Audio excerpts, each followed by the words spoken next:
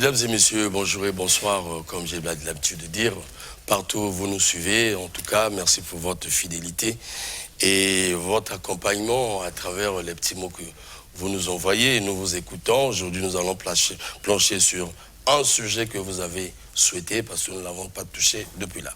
Nous allons parler finances publiques au regard de l'actualité au sein du gouvernement.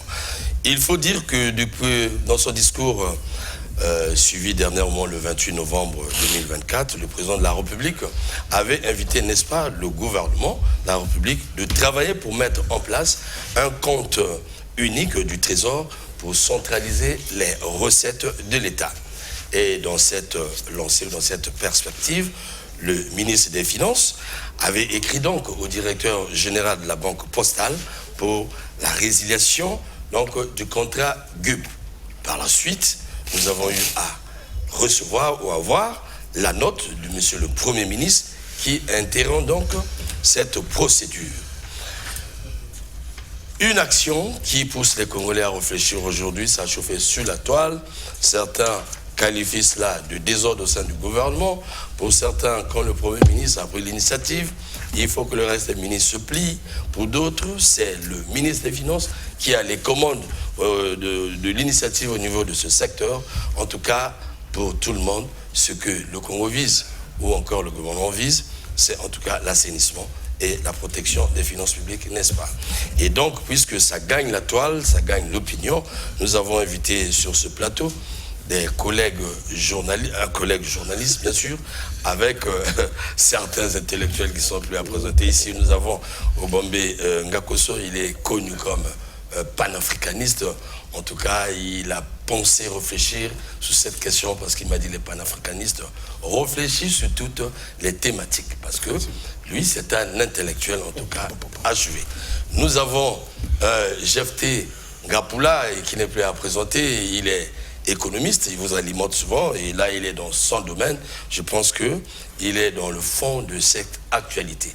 Ernest Sedimi, que nous avons pris l'habitude d'appeler en tout cas le vénérable de la presse congolaise, parce qu'il touche tous les dossiers, il est prêt à aller partout et il est là avec nous, journaliste, investigateur en tout cas.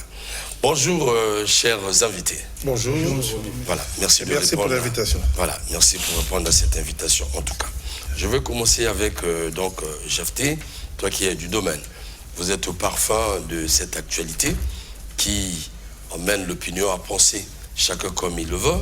Et nous, du quatrième pouvoir, nous avons l'obligation d'inviter certaines sensibilités pour apporter la lumière à ce sujet.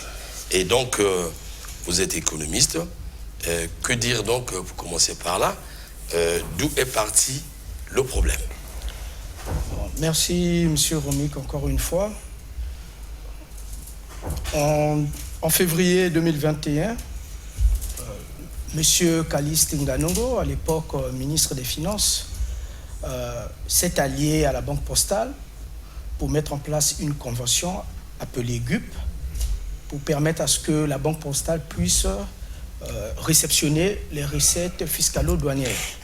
Donc, il y a eu cet accord entre le ministère des Finances, sinon je dirais le Trésor donc, public et la Banque Postale. Et à la suite, M.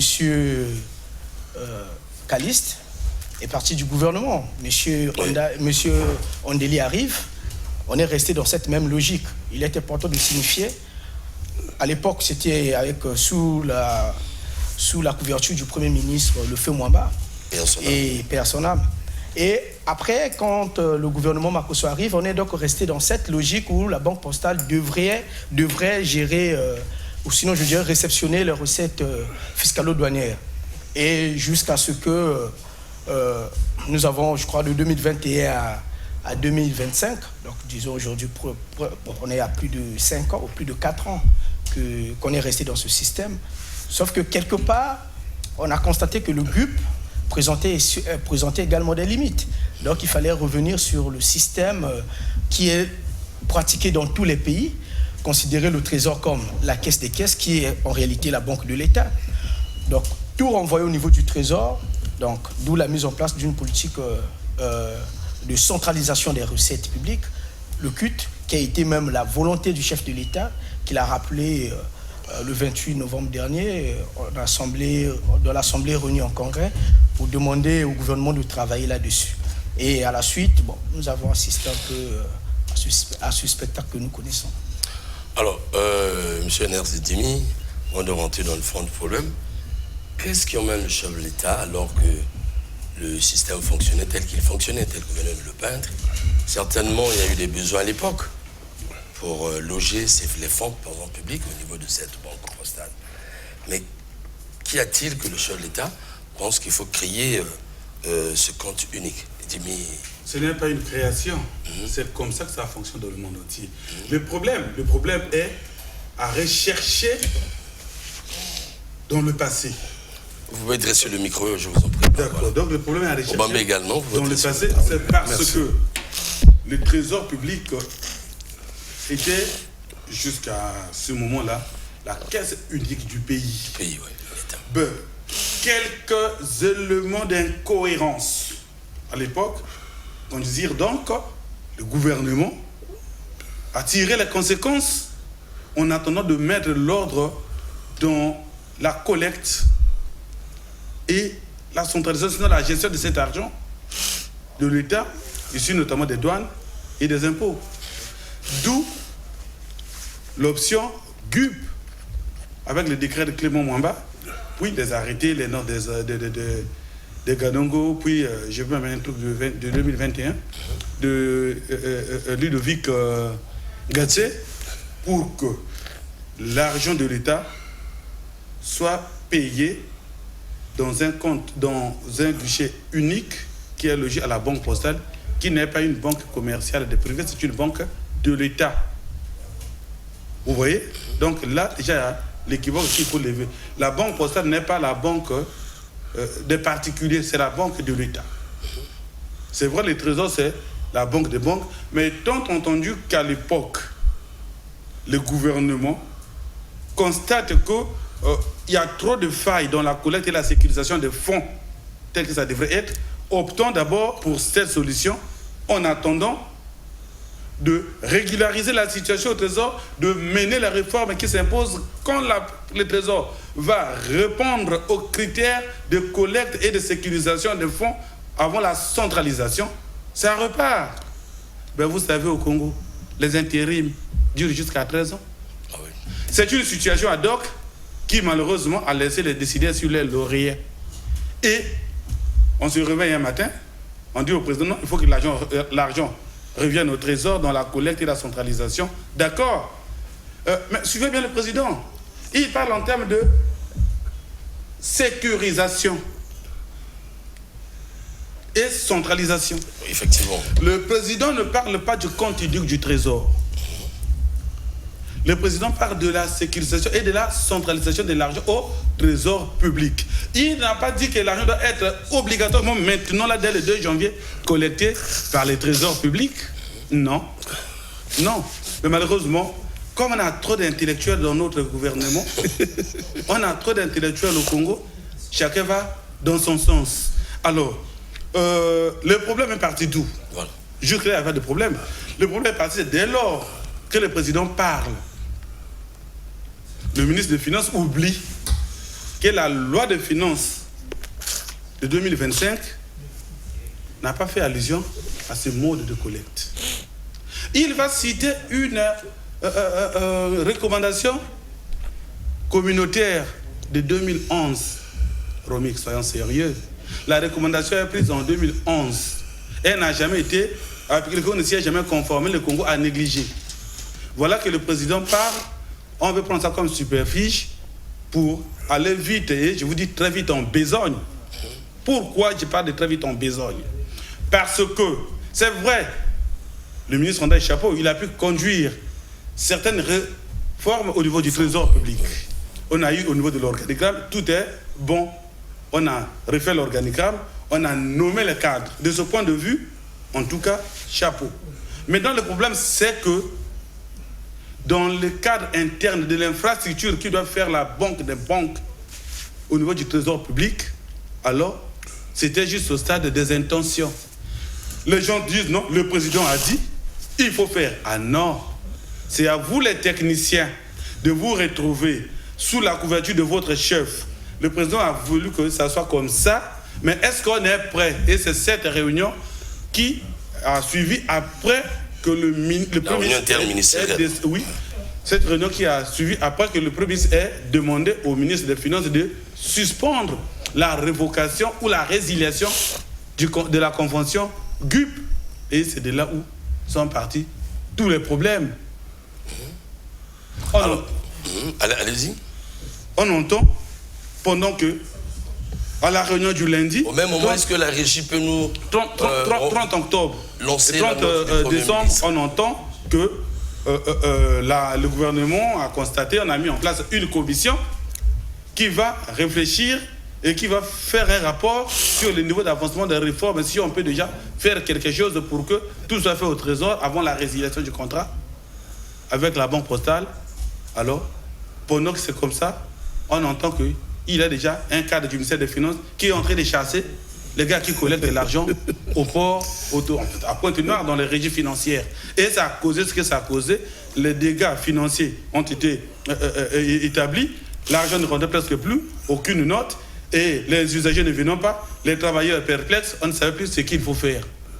Et d'où tout le désordre qui a conduit à une deuxième réunion qui a finalement dit que les transferts de la collecte des fonds du guichet unique de paiement au compte unique du Trésor va se faire de manière progressive et ordonnée. Ça, c'est la dernière réunion de l'interministériel. En attendant, une autre qui va avoir lieu sous peu, je crois que c'est lundi le 13, pour voir encore d'autres paramètres qu'il faut, et ça va dans tous les sens malheureusement. Mais je crois que dès lors que le gouvernement, l'interministériel a décidé que c'est de manière progressive et ordonnée, on ne devrait plus avoir de problèmes. Alors, Obamenga Kosso, vous avez écouté vos prédécesseurs. Donc c'est une guerre au sein du gouvernement, comme qui dirait, entre le Premier ministre, parce qu'on est au sein du gouvernement, celui qui incarne le gouvernement, la note, c'est lui qui désaxe cette initiative, et le ministre Ondaï à propos. Mais l'idéal, c'est de réussir le mot d'ordre, comme qui dirait, du chef de l'État. Et la dernière réunion, quand j'ai suivi, il dit, le gouvernement a pensé qu'il le fait d'une manière progressive. Et ordonnée. Et ordonnée. Pas dans les désordres, tel que ça s'est passé là. Ça, c'était les désordres. Voilà, mais le temps aussi presse.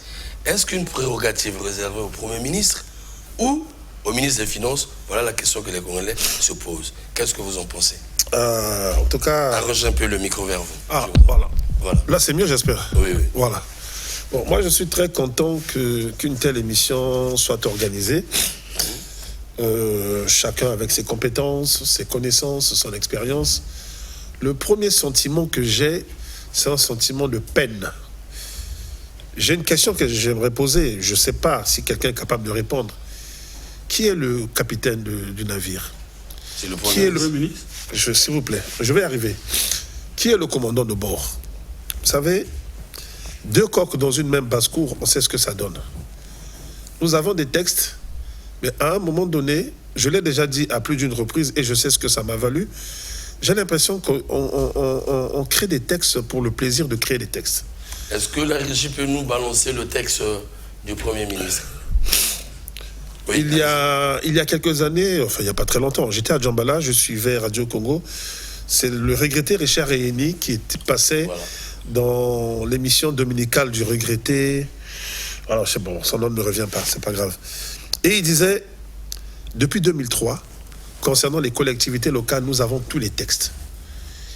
Et il ne reste plus qu'à appliquer. Voilà. Vous savez, les Ivoiriens, quand j'étais encore étudiant au Maroc, m'avaient raconté une belle histoire. S'il vous plaît. Vous allez comprendre pourquoi je fais allusion à ça. C'est un monsieur qui est candidat à la députation qui dit, votez pour moi et je vais vous construire un pont. On lui dit, mais il n'y a pas de cours d'eau ici. Il dit, je fais d'abord le pont, après j'amène l'eau. Le problème du Congo est là. On fait des textes. Ce que mes frères du poule appellent Boussa Boussa. Tout ça la caca. Et ça les camotés. Il n'y a pas de technicien, faisons des textes. Il n'y a pas d'ingénieur, c'est pas grave, on fait des textes. Mais à un moment donné, ce n'est pas sérieux. Entre nous, lorsqu'on essaie de réfléchir à ça, on se rend compte que nous ne sommes pas très sérieux. Et quand ça sort hors du Congo, c'est là où c'est encore pire. On se dit, mais ce pays qui fut un des phares, quand vous prenez la FEANF, Fédération des étudiants d'Afrique noire de France, on ne pouvait pas terminer un congrès sans que le Congo n'ait pris la parole. Demandez à Henri Ossébi, encore vivant, il vous le dira. Mais aujourd'hui, j'ai l'impression qu'il y a plusieurs commandants de bord. Et chacun est capitaine dans son coin. C'est-à-dire que le latéral gauche estime qu'il est capitaine. Discute le navire, quoi. Oui, le latéral gauche pense qu'il est capitaine dans son couloir gauche. Le numéro 10 pense qu'il est le capitaine. Non, ce n'est pas comme ça. Je pense que le chef de l'État doit taper du poing sur la table. On ne peut pas continuer ainsi. Le président doit prendre ses responsabilités et taper du poing sur la table. Ce qu'il a dit, on peut ne pas apprécier, on peut ne pas aimer. Ernest Blanchard-Dimy l'a bien rappelé. 19 décembre 2011 à aujourd'hui, nous sommes à plus de 13 ans. Oui. Prenons le courage de dire, nous avons signé ce texte au niveau de la CEMAC pour telle raison. Nous n'avons jamais pu ou voulu l'appliquer pour telle ou telle raison. Il n'y a pas de honte à dire qu'on s'est trompé ou qu'on ne comprend pas. Je suis désolé, peut-être que ceux qui ont signé ce texte en 2011 ne savaient même pas ce qu'ils signaient. Mais ça arrive à tout le monde. On a vu un médecin qui se trompe dans son bloc opératoire, un infirmier qui va mettre la piqûre hors veine, ça arrive. Mais il faut avoir le courage, l'honnêteté intellectuelle et l'intelligence de dire on s'est trompé, recadrons le tir. Corrigeons le tir. Mais quand on veut corriger, je répète, il y a un commandant de bord. Quand le président parle, tous ceux qui sont autour de lui, ministres, députés et autres, doivent avoir l'obligation de passer dans les médias, radio, télé, presse écrite, pour dire, le président a parlé 1 minute, moi je vais parler pendant 30 minutes pour expliciter, pour développer, pour faire comprendre aux gens de quoi il s'agit. Je comprends quand le frère Dimy dit, ça doit se faire progressivement et dans l'ordre. Mais le problème, c'est que chez nous, ce sont des mots qui ne veulent rien dire. Lui, il sait ce que ça veut dire. Et j'espère qu'on se comprend. Quand il le dit, il sait de quoi il parle. Mais pour le reste, dans l'administration, on sait, chacun est chef dans son petit coin. Chacun est président dans son petit coin. Et ça donne l'impression que le Congo a plusieurs présidents de la République finalement, que le Congo a plusieurs premiers ministres, que le Congo a plusieurs ministres de l'économie et des finances. N'oubliez pas que dans ce pays, il suffit qu'on ait un bout de papier appelé diplôme, on se présente comme intellectuel et autres. Mais ça, c'est une affaire quand même qui est grave. Quand on va loger de l'argent dans une banque comme la Banque Postale, y a-t-il eu un débat à l'Assemblée nationale ou au Sénat pour cela? Point d'interrogation. Les gens qui sont dans les collectivités, qui attendent l'argent de l'État, 55 mois d'arriéré, 40 mois d'arriéré, savent-ils quel est le circuit pour que l'argent arrive chez eux et pourquoi l'argent n'arrive pas? Si on ne fait pas cet effort, on sera toujours, le débat que nous faisons aujourd'hui, on le fera dans 5 ans, dans 10 ans, dans 20 ans, et ce sera comme ENI, 18 ans après, donc 2003-2021, qui dit, nous avons déjà des textes, il n'y a plus qu'à appliquer. Mais pour appliquer, il faut de la volonté, et il faut des gens compétents, des gens intelligents, et surtout des gens patriotes. Voilà où nous en sommes. Et je sais qu'il y a beaucoup de choses à dire à ce sujet, mais je m'en tiens là pour on y reviendra. Jafté, qu'est-ce que vous en dites? J'ai suivi avec beaucoup d'attention mon aîné Dimy. Déjà, je tiens à rappeler que signifier que la Banque Postale est une banque de l'État n'est pas un argument suffisant pour justifier le fait que le Trésor ne soit pas capable de réceptionner ou de gérer les recettes. Ce n'est pas ce que j'ai dit. Non, je dis dans le sens où vous l'avez mentionné que la Banque Postale, c'est une banque de l'État, j'en suis conscient. L'État reste l'actionnaire majoritaire, mais le problème, c'est que, quelque part, ne voyons pas seulement le côté administratif de ce problème. Le problème, il est d'abord technique. Parce que nous sommes dans une république où nous savons tous aujourd'hui que l'État peine. L'État a des énormes difficultés. Le GUP, pour un premier temps, a présenté quelques avantages. Bon, d'accord, pour des questions de sécurisation des recettes. Je vous interromps pas. Pour ceux qui suivent, le terme est souvent technique, c'est ce qu'on me dit. GUP, ça veut dire quoi? Le guichet unique de paiement. Voilà. Toutes mes excuses. Alors, non, il n'y a pas d'excuses. Vous avez raison. D'accord. Donc, pour certains, donc à un moment donné, on s'est dit que non, voilà, pour les questions de sécurisation des recettes, d'accord, c'est pas grave, allons loger les recettes au niveau de la Banque Postale. Même malgré le fait que la procédure a été biaisée. Voilà. Dès le départ, elle est biaisée. Ça, il faut le signifier. Non, tout simplement parce qu'on n'a pas respecté les tests, comme vient de le signifier le doyen Obamenga Kosso. Le Congo est dans une union monétaire. Nous sommes dans une union monétaire. Non, UMAC, Union monétaire de l'Afrique centrale. Union monétaire. Nous sommes dans une union monétaire. Et récemment, je crois qu'il y a eu, les chefs d'État de la sous-région se sont retrouvés au Cameroun. Tout à fait. Pour parler de la sous-région, des problèmes qui s'y posent. Et je vous le dis, le Congo et la Guinée équatoriale restent des mauvais élèves au niveau de la sous-région. Il y a un problème. Ça, c'est une information que je vous donne. Certainement que vous en avez. Le Congo et la Guinée équatoriale demeurent des mauvais élèves. Parce que le Congo a du mal à appliquer les choses. Quand on s'engage à signer des tests, il faut respecter ces tests. C'est vrai qu'au grand mot des grands remèdes, le ministre Calice, je ne le condamne pas, il a eu ce courage-là de loger pour des questions de sécurisation, mais c'était une chose qui ne devait pas prendre autant de temps. Et là, on ne parle pas encore en termes de coûts que l'État perd. Parce que quand la banque postale, qui réceptionne les recettes fiscales douanières, mais il y a des pourcentages au détriment du trésor public. La banque tire profit. Et nous savons que nous sommes dans une économie d'endettement où quand l'État est en difficulté, l'État s'endette encore auprès des banques commerciales. Mais l'État s'endette, vous n'allez pas me dire que l'État ne s'endette pas auprès de la banque postale. L'État s'endette auprès de la banque postale. Mais quand un État s'endette auprès d'une banque commerciale, au moment où l'État a un compte au niveau de cette banque, mais ça veut dire que l'État travaille pour cette banque.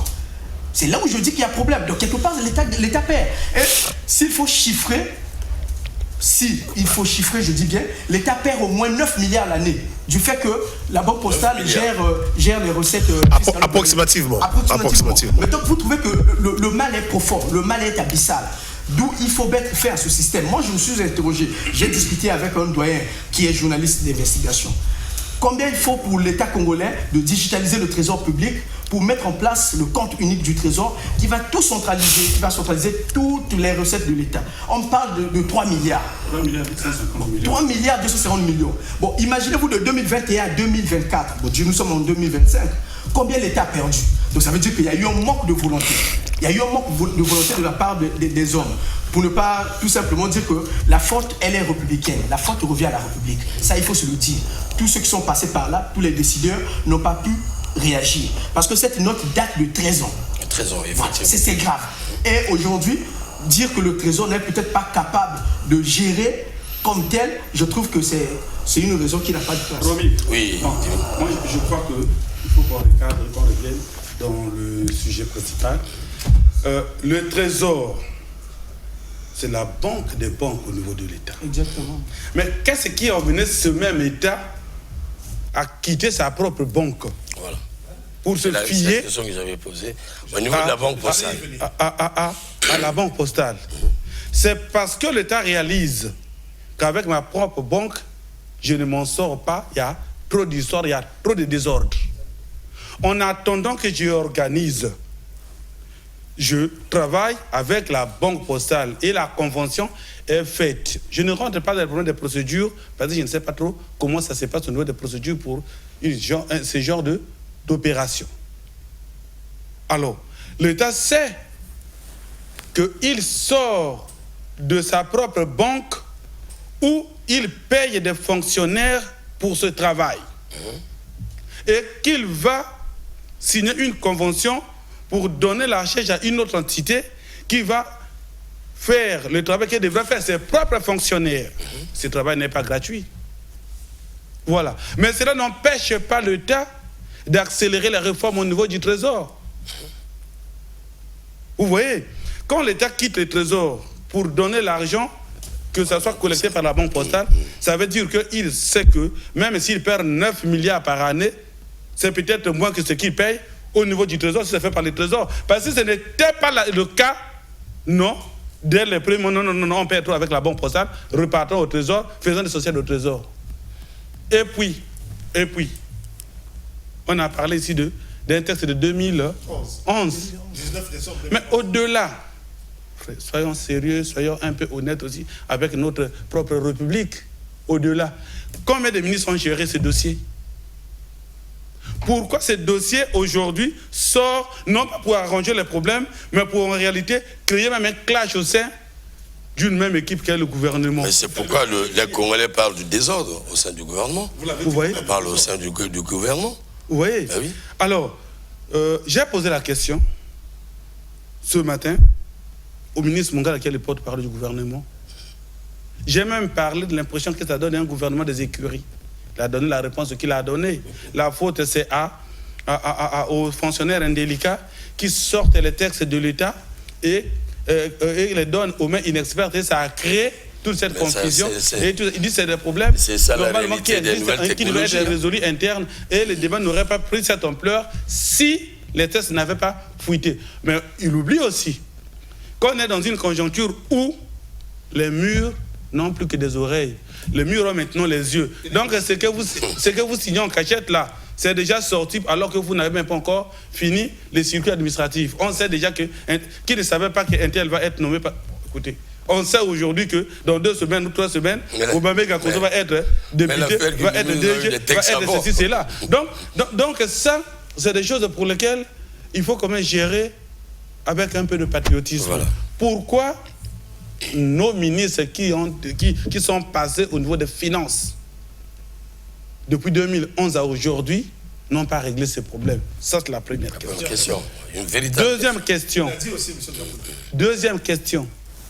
Alors, qu'est-ce qui fait que la situation sont pire aujourd'hui? La situation sont pire, c'est avec la cacophonie qui est créée après la dévaluation, entre guillemets, des fonctions du ministre des Finances, qui a été réduit d'environ 50% de ses compétences dans ses relations avec les régimes financiers, sinon 75%.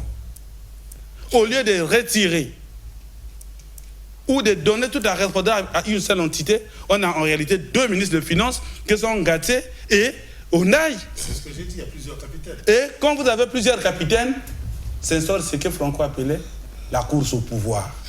Et la course au pouvoir engendre la diversité. Les gens passent plus de temps à calculer qu'est-ce qu'on doit faire pour que l'autre ministre ne gère pas ça.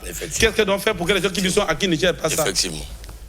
Vous voyez, vous êtes investigateur, allez dans les finances, allez au ministère du portefeuille public, allez au trésor, vous allez tout entendre. Et je crois qu'à la sortie, vous allez peut-être même perdre connaissance. Parce que ce que nous entendons, ce que nous voyons, si on dit tout, tu as même l'impression que le pays peut s'éclater tout de suite là.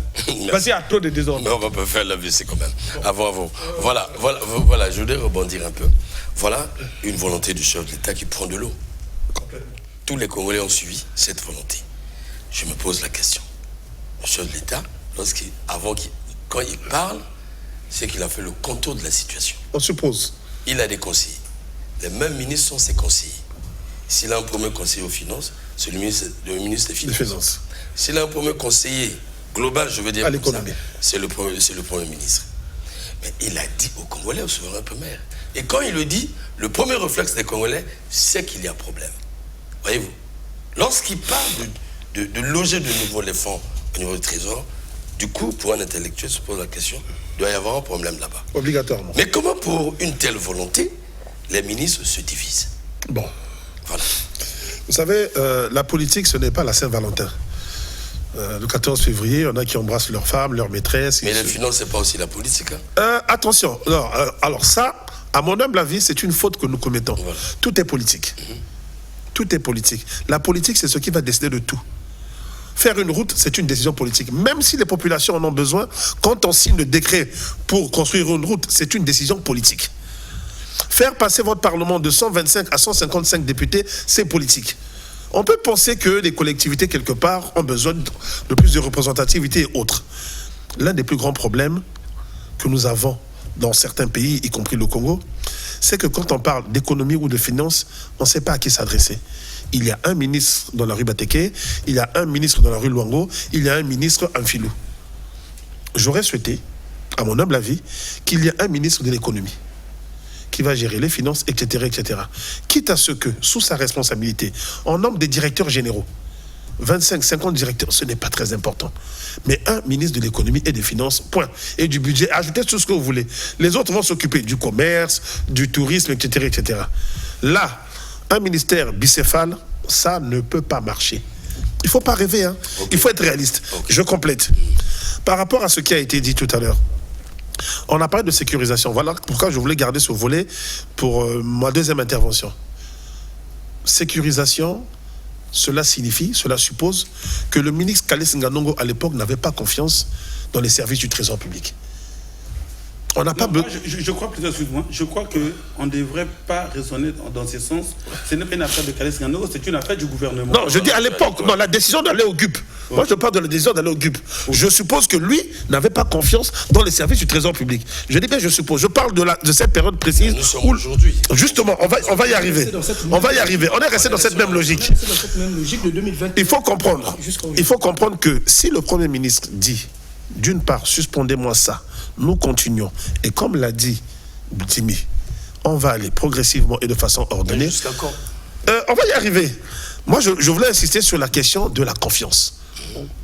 Excusez-moi. Il y a un problème de confiance entre les décideurs du très haut et les exécutants que nous ne connaissons pas, qui sont cachés quelque part, dans les bureaux, dans les couloirs. Vous savez, dans ces administrations, quand vous allez, parfois, il n'y a pas de lumière, là. On ne sait pas qui décide exactement. L'un des grands problèmes est là.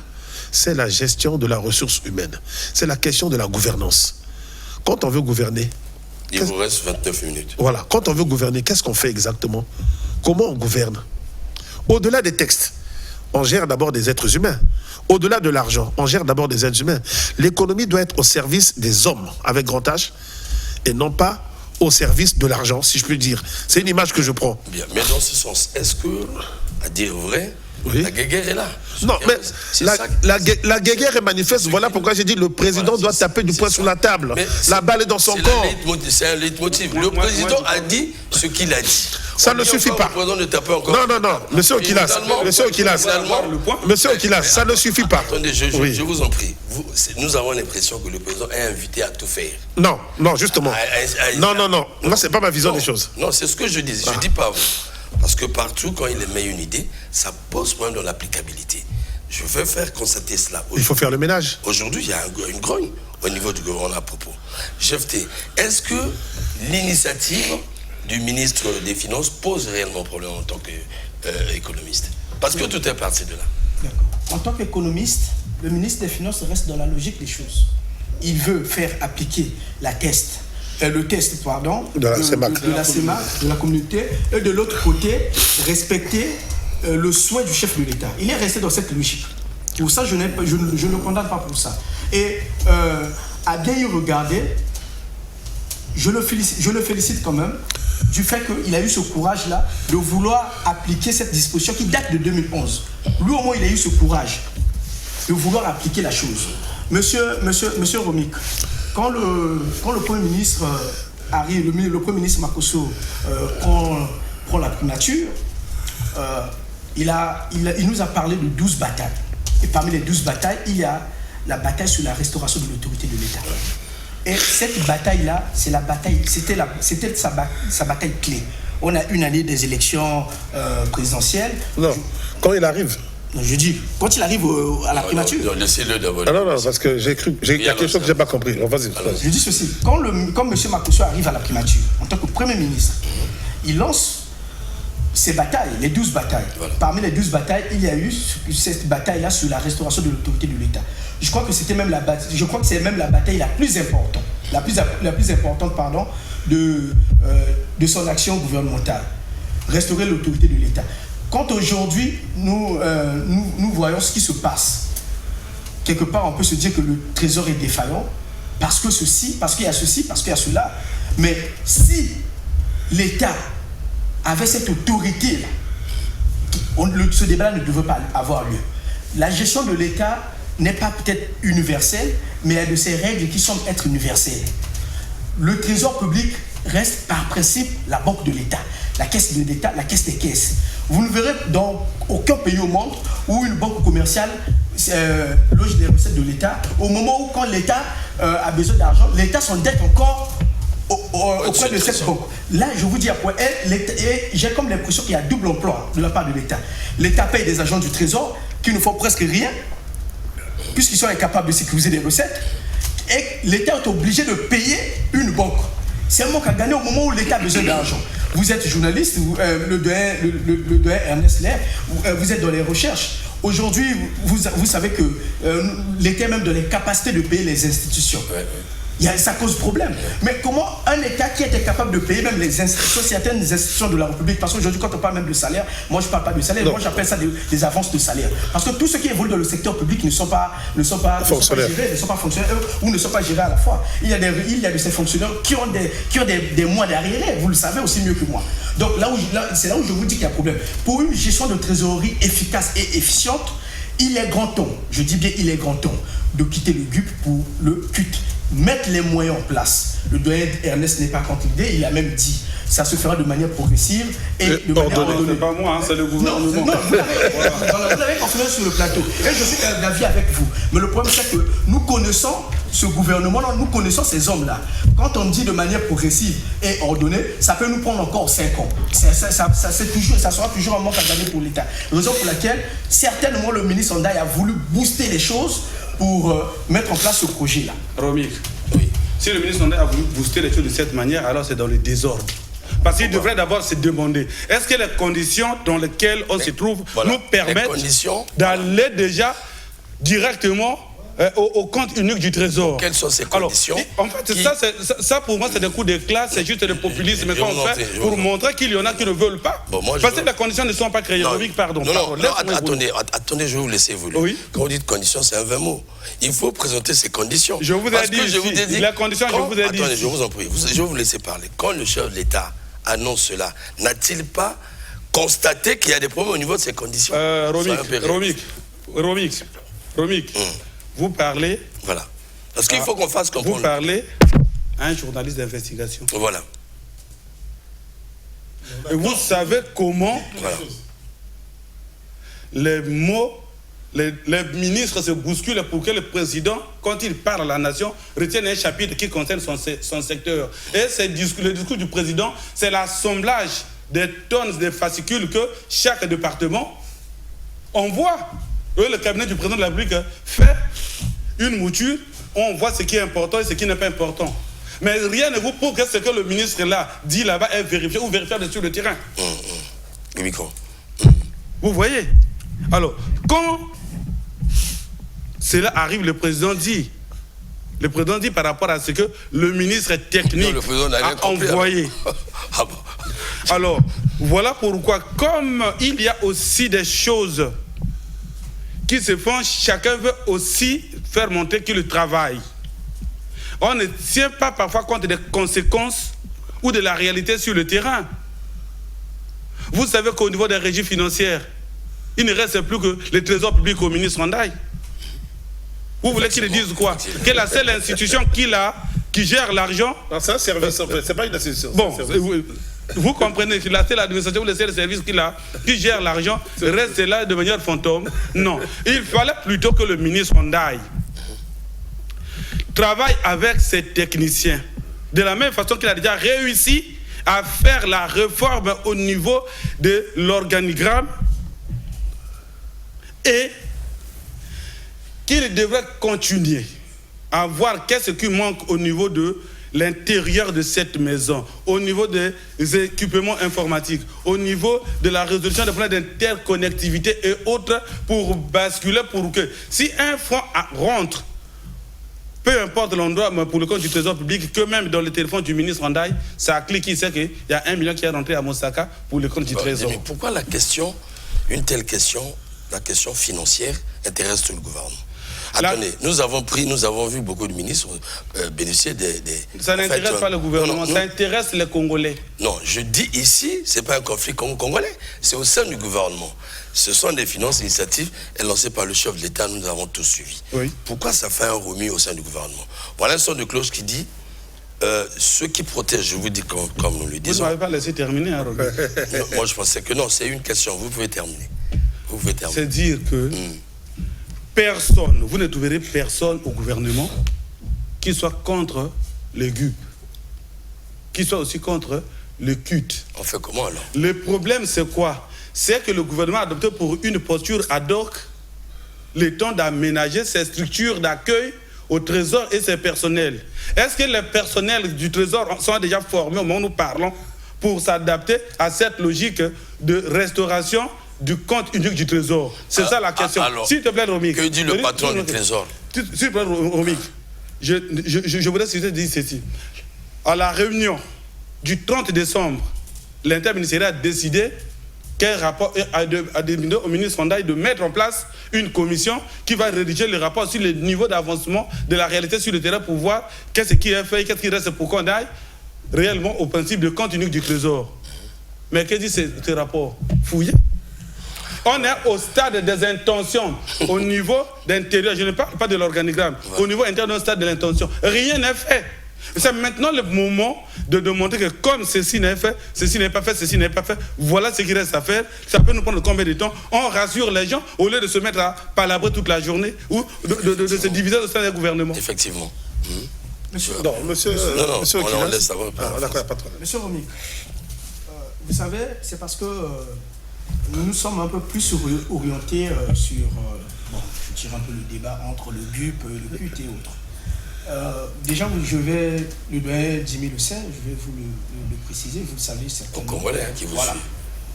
Quand nous parlons du compte unique du Trésor, il ne s'agit pas seulement de mettre fin à la convention GUP. Aujourd'hui, vous savez que la mairie de Brazzaville ne loge pas ses fonds au niveau du Trésor public, mais plutôt au niveau de la perception. Municipal, oui. Voilà. Et on se disait que le fait de ne pas loger les ressources au niveau du Trésor public, certainement qu'on trouvera gain de cause au niveau de la mairie. Pourquoi? Mais aujourd'hui, attendez. La gestion de la trésorerie. Soyez explicite. Pourquoi ne pas loger au Trésor, aller loger à la perception? C'est la question que je me pose. C'est la question que je me pose. Je n'ai pas la réponse à cette question. Moi, je me disais ceci. Ouais. Je me disais, ou on se disait, que le fait de ne pas loger les ressources au niveau du Trésor public, c'est tellement qu'il y aurait une gestion efficace, efficiente au niveau de la mairie. Mais aujourd'hui, vous savez comment est-ce que la mairie est gérée. Donc, malgré le fait que le Trésor ne gère pas les recettes, ces recettes-là, la solution n'a pas été trouvée. Donc, on a quitté un problème pour un autre problème. Or, le problème, c'est quoi? Le problème, c'est quoi? Aujourd'hui, il faut faire un effort.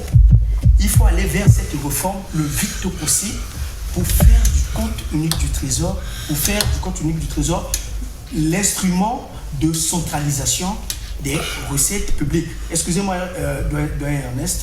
Il faut faire pourquoi? Pour une gestion de trésorerie efficace. Quand le Trésor dispose de toutes les ressources financières, les recettes pétrolières, quand ça tombe au niveau du Trésor, dans la plupart des cas, il y a une gestion efficace. Vous savez le pourquoi? Parce que dans la gestion de la trésorerie, il y a la prise de décision. Aujourd'hui, la mairie n'est pas payée, mais on se tourne vers le Trésor. Aujourd'hui, l'université n'est pas payée, on se tourne vers le Trésor. Mais pourquoi? Parce que le Trésor reste la banque de l'État. Vous n'allez pas me dire qu'on se tourne vers la banque postale pour dire pourquoi l'université n'est pas payée. C'est là où je vous dis qu'il y a un contradiction. C'est là où je vous dis qu'il y a un paradoxe. Il faut bien se rendre compte. On va mettre dans... Non, c'est son avis. Parce que c'est son avis. Même pour le compte unique, le guichet unique de paiement, c'est la signature du directeur général du Trésor. C'est pas... Personne n'a dit le contraire là-dessus. Ouais, parce qu'on donne l'impression qu'il y a d'autres personnes qui sont des ordonnateurs là-bas ou des chefs. Voilà. Ça, c'est un. De deux. Soyez rassurés. Personne n'est contre le retour du compte unique du Trésor. Vous voyez? Vous savez, l'argent... Et ça peut aussi être ça, parce que j'ai suivi ça. Ceux qui ont des intérêts peuvent jouer. Voilà, vous croyez que si vous parlez en termes d'intérêt, au Trésor, les gens n'ont pas d'intérêt. Ils se battent là pour la preuve, vous croyez que c'est pour mettre l'argent de l'État? C'est là le débat. Voilà. Non, moi je voudrais plutôt faire comprendre ceci. Parce qu'on écoute les Congolais. Moi je voudrais plutôt faire comprendre ceci. Vous voyez, l'argent c'est une affaire de confiance. Quand toi, Romic, tu crois que madame fait trop de désordre avec l'argent, tu préfères maintenant donner l'argent de la popote à ta nièce. Parce que les trésors, c'est là où se trouve le cœur, c'est là où se trouve la solution. Quand tu vois que là-bas, ce que tu gardes en insécurité, ah non, ce qu'on a compris, tu changes d'avis. Mais ça date, c'est ce qu'on dit. Mais le problème, c'est de accélérer. Mais non, pourquoi il n'y a pas cette volonté de réorganiser les choses? Parce que lorsqu'on fait le constat que le trésor ne sécurise pas bien, on pense qu'il faut loger dans une autre banque. Et je me souviens, il y avait eu un grand débat, même pour loger ces fonds là-bas.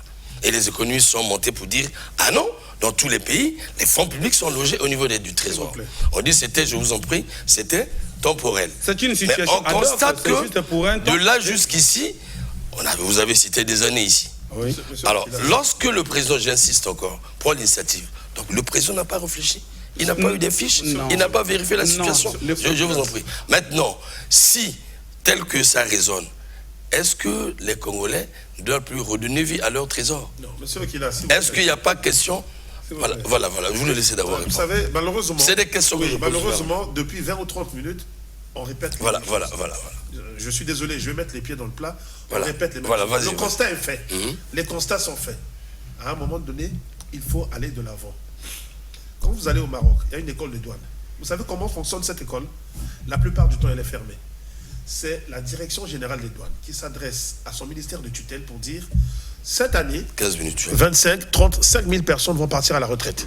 Donc, ouvrez l'école, formez des douaniers et envoyez-nous ces gens. Comme le Maroc a des conventions avec des États comme le Congo, la Guinée, etc., il y a un nombre de places réservées. On va dire aux Congolais, vous aurez 2 places, ainsi de suite. L'école des douanes va ouvrir, on forme des gens, à la fin, on ferme de nouveau l'école et on travaille.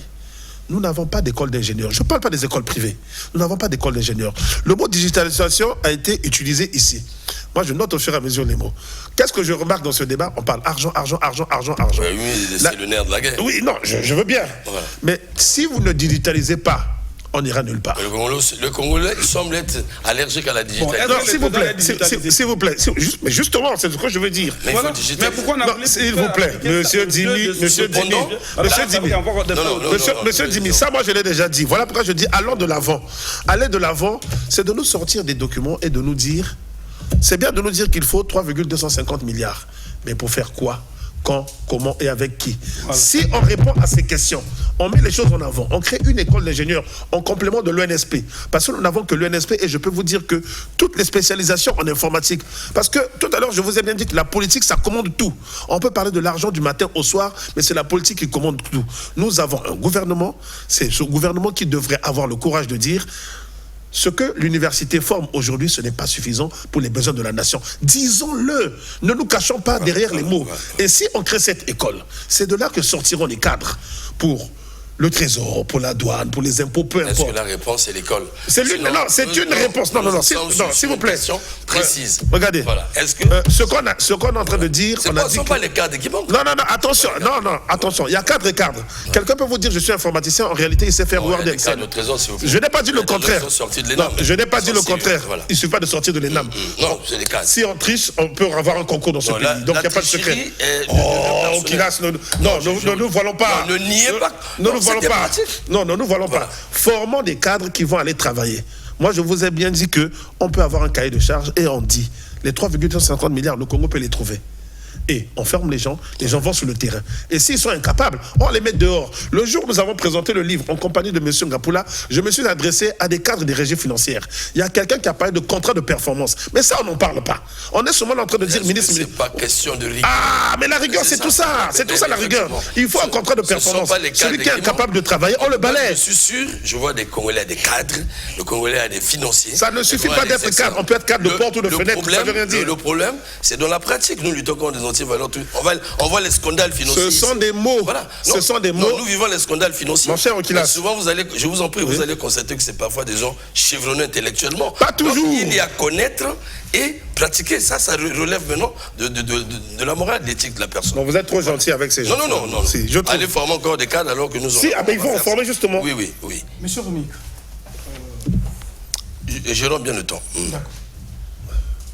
Monsieur Armel Sylvain Dongo, qui est cadre du Trésor, en sa qualité d'écrivain, il a écrit un livre sur la pratique de la gestion de la trésorerie. Il a même parlé du cas du Trésor public du Congo-Brazzaville. Lui qui est cadre du Trésor, un cadre de maison, il a abordé même cette question. Aujourd'hui, en disant que on doit aller vers le culte, mais tout en mettant en place les technologies nécessaires. Voilà. Donc lui, en tant que cadre du Trésor, il reconnaît quelque part que le Trésor public a ses défaillances. Ça, on ne va pas se le cacher. Il le dit clairement. Personne n'est contre cette idée. Il le dit, il faut mettre en place des nouvelles technologies pour rendre le Trésor public performant. Et Dimi l'a dit tout à l'heure. Dimi l'a dit tout à l'heure. Il a dit aussi. Monsieur Calixte Nganongo, à l'époque ministre des Finances, il a mis en place l'UFMIS, ce qu'on appelle par les systèmes intégrés de l'information sur la gestion financière. Tout à fait. Ce système-là s'adapte bien en ce qui concerne, par exemple, la réception des recettes, les dépenses et la chaîne des dépenses. La chaîne de la dépense.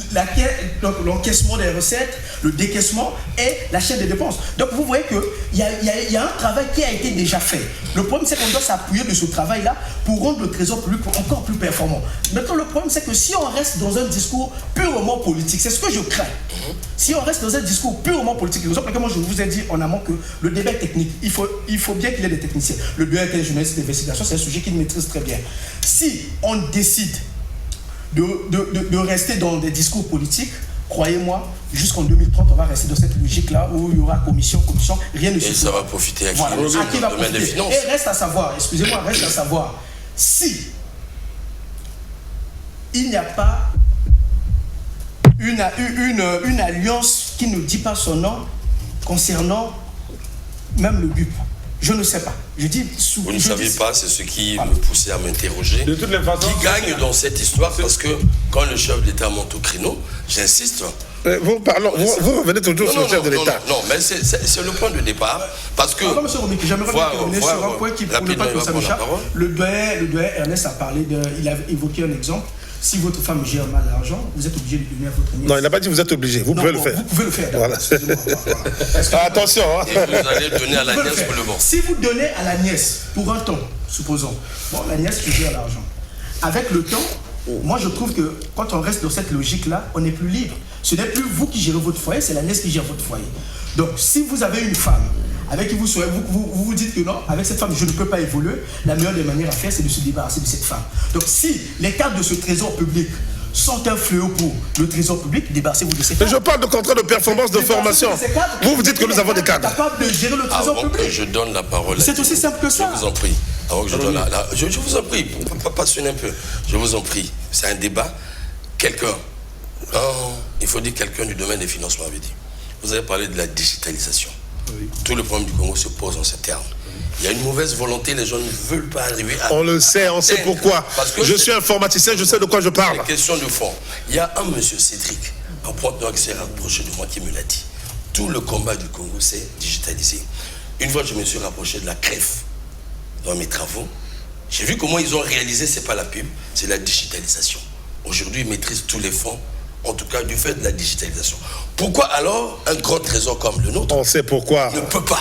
Ne posez alors pas la nous question. parlons des scandales financiers dans ce on sait pourquoi. Et lorsque le président le dit, je m'interroge. Voilà. Yo, les gars, tu vas l'y aller. Romik, j'ai fait un Kapuna et Obamega Koso se réfère, entre autres, au livre d'Armin Silver Dongo. Bon, juste en partie, hein, pas beaucoup. Oui, juste en partie. C'est un cadre de maison. Il pratique les trésors, voilà. Il vit les trésors. Mais il a parlé des réformes, dont la fameuse digitalisation et autres pour rendre opérationnel et rentable le compte unique du trésor. Voilà. La question que je me pose et que chacun a la réponse, c'est de savoir est-ce que le ministre des Finances actuel, Honda et Jean-Baptiste, prenons la note pour dire qu'on révoque, il y a le CUD, a déjà digitalisé les trésors. C'est faux. Voilà la question. Le trésor n'est pas digitalisé. Il ne faut pas vivre comme des philosophes alors qu'il est devant la réalité. Le trésor, c'est une administration qui est sous lui. Oui, je vous ai dit que le rapport du niveau d'avancement des réformes concernant ce volet est encore au niveau des intentions. Aucune avancée technique ou pratique sur le terrain. Si vous revenez sur ce que nous avons déjà dit, voilà pourquoi j'ai dit avançons avec des propositions. On n'est pas là pour lui se débattre. Avançons avec des propositions. Il insiste sur une réflexion. Mais nous disons la même chose. Avançons. Non, est-ce que nous connaissons la chute? Vous avez une chute, il a une chute. C'est sa façon de réfléchir. On va avancer pour aller. Mais nous sommes là pour réfléchir. Alors finalement, à vous entendre, il faut digitaliser. Est-ce à dire que la banque postale garantit la sécurité des fonds? Voilà aussi la question. La banque postale, si elle ne garantissait pas la sécurité des fonds, l'État propriétaire de cet argent aurait dit non, il y a trop de désordre ici. Mais pourquoi le chef de l'État le sait alors. Attendez, le chef de l'État doit le savoir, c'est quand même le premier citoyen. Mais si lui encore... Attendez d'abord. On doit réfléchir. Je préfère être... Je vous en prie. Je vous en prie. Je vous en prie. Le chef d'État, non, vous parlez à sa place, vous n'êtes pas son conseiller pour le dire. Parce que vous ne pouvez pas le démontrer. Vous n'êtes pas le conseiller du président. Le président a comme conseiller tous les Congolais. Non, mais effectivement. Et puis vous savez aussi, Romik, vous savez que certains gros malheurs du président ou du gouvernement viennent des conseillers des ministres. Ça, vous le savez? On le sait. On le sait, mais au moins, les Congolais savent que le chef de l'État l'a dit. Mais quand il le dit, vous pensez qu'il n'a pas porté un regard, il n'a pas des conseillers qui ont porté un regard sur la banque postale? Si c'était sain, tout était sain. Et il pouvait le dire. Vous avez déjà posé cette question. Ça n'a fait ça. Mais non, mais nous sommes au débat. Oui, mais vous avez déjà posé cette question. Mais vous voulez qu'on pose quoi? Non, vous avez déjà posé cette question. Vous faites la police de débat. Non, pas du tout. Mais j'insiste par rapport... Non. Vous réfléchissez autrement. Vous avez une pensée, les autres ont une pensée. Oui, mais la question a été posée. Non, la question peut revenir selon l'esprit du débat. Nous ne sommes pas des logiciens ici. Voilà. Mais sinon, quand vous dites, vous arrêtez les gens de réfléchir. Pas du tout. Vous voulez que Dimi réfléchisse sur quoi? Mais nous avons une problématique qui pose problème. Ce que vous dites n'apporte pas une solution, ainsi de suite. Mais il faut beaucoup réfléchir pour apporter la lumière à ceux qui nous suivent. C'est tout. Personne n'a le monopole de la vérité ici, je vous en prie. Et moi, quand vous parlez, je me dis, mais c'est vrai ce que Dimi dit. Mais vous voyez bien que je m'accroche au chef de l'État. Mais finalement, est-ce qu'il a perçu ce que Dimi est en train de dire? Mais effectivement, le trésor n'est pas digitalisé. C'est en ce sens-là que je veux le dire.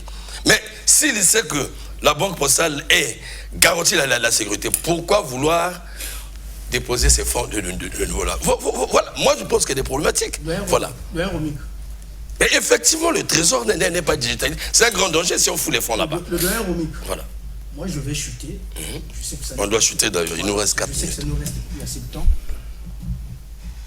Je suis dans la logique selon laquelle le GUP, à un moment donné, a servi. Aujourd'hui, il faut s'en débarrasser pour aller vers le compte du Trésor. Donc, aujourd'hui, accélérer le processus pour rendre le Trésor public capable de gérer ses missions. Le stade aujourd'hui, à l'heure actuelle, c'est à ce stade que nous devrions être. Il faut penser de cette façon-là. Puisque, étant donné que, et je vous rappelle que, pour moi, l'État ne sort pas gagnant de ce partenariat. Mais il ne sort pas, c'est sous ta tête. L'État a perdu assez de milliards à la banque postale. Ça, je vous le dis. Je ne cesse de le dire. Merci. Oui, je vais simplement répéter ce que j'ai dit. Vous savez, lorsqu'on veut gérer un pays, il faut essayer de prendre tous les paramètres. On ne peut pas rendre tout le monde heureux. C'est impossible. Mais il faut essayer de gérer tous les paramètres. J'ai dit dès le départ que le mot digitalisation par mes co-débatteurs a été prononcé une seule fois. On a insisté sur GUP, GUT, ainsi de suite. La réalité, quand vous allez dans le métier de l'informatique, vous avez les spécialistes de la sécurité informatique, les spécialistes des réseaux, de la virtualisation, etc., les automatismes industriels, etc. Je le dis, je sais de quoi je parle, le Congo manque de cadres dans ce domaine. Même si vous me dites, s'il vous plaît, même si vous me dites qu'à l'ENAM on forme des gens, etc., un peu partout, il manque de cadres dans ce domaine. Donc aujourd'hui, admettons qu'on ferme le GUP, on aille au Trésor public, il manquera des cadres pour faire ce travail. Mais ces cadres-là ne vont pas venir de Mars. Ils ne vont pas venir du ciel, ils ne vont pas venir de l'enfer. Il faut les former. C'est ce que les pays des autres font tous les jours. Combien d'écoles d'ingénieurs vous avez? Combien d'ingénieurs vous allez former par an? Combien de techniciens spécialisés dans la question des finances? Il nous reste 1 minute. Ah ben oui. Voilà, qui chute? C'est moi qui chute. Voilà, il avait déjà chuté. Oui, chute. Voilà, allons-y. Voilà. Ouais, c'est moi, ma plus grande joie, c'est que chacun ici reconnaisse qu'il y a des problèmes techniques et qu'aujourd'hui le Trésor n'est pas prêt à prendre de manière brutale tel que le ministre Sandé a voulu le faire. C'était brutal et non préparé. Et ça paniquait les gens à Pointe-Noire. L'État a perdu de l'argent pendant 2 ou 3 jours. Les usagers ne venaient pas. Voilà. Donc, le GUP, ce n'est pas le principe, c'est une exception. Mais l'exception finit par s'arrêter. Le problème, c'est quoi? C'est que, il faut que le ministre des Finances, le ministre, vous faites la commission interministérielle ou les trucs interministériels, sache qu'est-ce qui manque, accélère le processus et rendre opérationnel le compte unique du Trésor. Si ce n'est que pour le bien des Congolais, je ne vois pas de querelle. Mais c'est la pression qu'on veut donner. On veut galvauder les étapes pour faire plaisir au président. Non. Le président a dit les deux, il parle de la sécurisation et de la centralisation. Voilà. Il n'a pas parlé de la résiliation. Okay. Donc il ne faut pas qu'on mette dans la bouche du président ce qu'il n'a pas dit. Les Congolais, même les financiers, même les techniciens, sont devenus des politiciens. Et c'est ça qui est dangereux pour le pays. Merci beaucoup. Voilà. On rappelle donc le président, lors de son mot du 28 novembre, comme je l'ai dit à l'entame, 28 novembre 2024, je vous en prie. Non, ça fait plus d'un mois, voilà pourquoi j'ai fait. Non, mais c'est là, c'est l'initiative. En fait, le mot d'ordre a été lancé là, avait invité le gouvernement, en tout cas, de mettre en place, travailler pour mettre en place un compte unique du Trésor pour centraliser la recette de l'État. Voilà qui a fait objet de notre débat, et cette question est encore sur la table. Nous avons les yeux fixés sur le gouvernement de la République qui est en train de piloter la question. Mais il faut dire que la question d'argent est très sensible au Congo, parce que cette année 2024, le Congo a battu le record, il faut le dire comme ça, contre lui-même en matière de scandales financiers. Nous avons vu tous les scandales financiers. Et quelque part, les Congolais disent, si ça pose problème, parce que les gens certainement ont intérêt là-dedans, et cette réponse, nous irons vers certains responsables qui nous disent plus. En tout cas, nous savons qu'il y a eu des scandales financiers dans le pays. Je ne peux pas les énumérer. Ici, nous en avons parlé avec la justice. C'est dire que si le gouvernement, qui a pris à bras le corps cette situation avec ses commissions, oublie que nous sommes vers le chrono est vers la fin, parce que c'est l'année transitoire. 2026, c'est les campagnes pour la présidentielle. Donc ils ont intérêt, comme vous l'avez dit, de vite faire, peut-être digitaliser déjà le Trésor. C'est quand même étonnant que nous soyons le pays où le Trésor public, la banque de l'État, ne soit pas digitalisé, alors que nous voyons dans des petites structures, être digitalisés dans le pays. Je vous ai cité la CREF, ça j'ai touché du doigt. Donc, bonne chance, donc bon travail à tous ceux qui ont mis les mains, et franchement dans cette affaire. Nous souhaitons qu'une fois de plus, le président puisse avoir son succès lorsqu'il a dit. Et ce succès doit être accompli par ceux qui sont à l'œuvre. J'avais reçu donc sur ce plateau Ernest Sedimi, celui que nous appelons le sénateur de la presse congolaise. Et nous avons reçu le jeune Jefté Gapula, l'économiste. Et nous avons Obambe Gakoso. Merci en tout cas pour ce débat. Je sais que vous n'êtes pas satisfait. Oui, nous ne travaillons pas pour... Nous travaillons pour dire ce que nous disons et vous apporter la lumière. En tout cas, l'homme est un animal insatisfait. C'est là où je boucle donc cette émission. Au revoir, chers invités. Merci. Au revoir, vous également. Au revoir, chers. Merci.